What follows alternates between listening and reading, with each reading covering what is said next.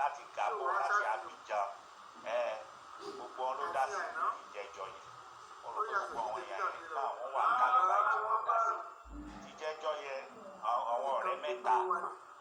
ìkan gbọ̀ngọ̀ṣù ìkejì Ègìdàrẹ́ ìkẹta jẹ́jẹ́ lógọ̀ wọ́n sọ fún yín a sì gbádùn àwọn mẹ́tẹ̀ẹ̀ta àrà tí wọ́n dá àwa sọ fún wa a béèrè lọ́wọ́ wa pé ta ló gọ̀ jù nú àwọn mẹ́tẹ̀ẹ̀ta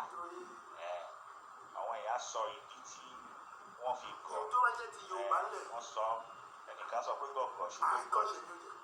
ẹnìkan sọ pé Ègìdàrẹ́ ló gọ̀ jù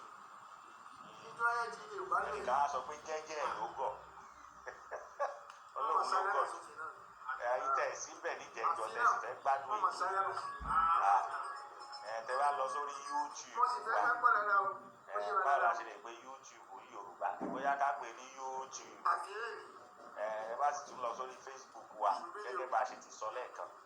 orí YouTube wa ẹ lọ bẹ́ẹ̀ rí ìtajà pátá bẹ̀rẹ̀ láti bí oṣù kan yóò wà yóò á gbé sórí YouTube lẹ́jọ́ mẹ́ta yìí gbogbo àwọn tí ò ti tẹ̀lé láti tilẹ̀ kí wọ́n lè tẹ̀lé lẹ́kùnrẹ́rẹ́ á gbé sórí YouTube àmọ́ àparí ìtajà báyẹn lálẹ́ yìí gẹ́gẹ́ mo ṣe ń sọ ìjẹjọ Gbọ̀ngọ̀ṣù Ègìdàrẹ́ àti jẹ́jẹ́ lógọ̀ àwọn ọ̀rẹ́ mẹ́ta ẹ̀rí àrà tí wọ́n dá sí àwọn èèyàn rò lọ́sùn lọ́sì àwọn ẹnìkan sọ pé Gbọ̀ngọ̀ṣù ló kù jù àwọn ẹnìkan sọ wípé Ègìdàrẹ́ ni ẹnìkan sọ pé jẹ́jẹ́ lógọ̀ àmọ́ lè ní àwọn ọ̀rẹ́ mẹ́ta máa tó ní wọn ọ̀rẹ́ mẹ́ta ni wọn ọ̀rẹ́ mẹ́ta ni wọn Ọlọ́run má jẹ́ ara kó bá àwọn Yorùbá máa ń kọrin bàbá mi ní máa ń sọ àtẹ̀yìn àtàrí Ọlọ́run má jẹ́ àrẹjọ àtẹ̀yìn Ọlọ́run ní jẹ́ àrẹjọ Ọlọ́run ní jẹ́ arógun àkóbá ọ̀rẹ́ mẹ́ta ni wọn o àkọ́kọ́ wèrè láyé àtijọ́ gbogbo èèyàn máa ń gbé papọ̀ ní àjọ gbèlú kan náà ọ̀rẹ́ àkọ́kọ́ wèrè ni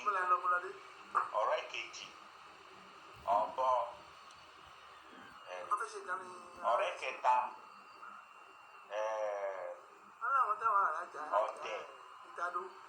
ọ̀dẹ̀ àwọn ọ̀rẹ́ mẹ́tẹ̀ẹ̀ta